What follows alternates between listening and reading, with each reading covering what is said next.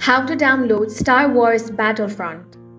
First of all, open up any web browser and head over to store.steampower.com. Make sure to log into your Steam account. Now, you want to click on this search bar over here. Search for Star Wars Battlefront and click on that. Here you can go through the description. Now, Star Wars Battlefront is included with EA Play, so if you want that, you can select a subscription over here. But if you want to buy Star Wars Battlefront, then click on the Add to Cart option, then click on View Cart. Now click on Continue to Payment. From here, you can select your preferred payment method. If you select Visa, then you will have to enter all the information. Now click on Continue.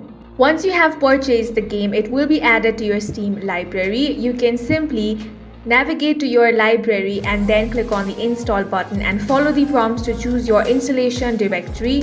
Then Steam will begin downloading the game files. Now you simply want to install it, and that's it for this video. If you found it useful, make sure to hit the like button and subscribe for more videos like this.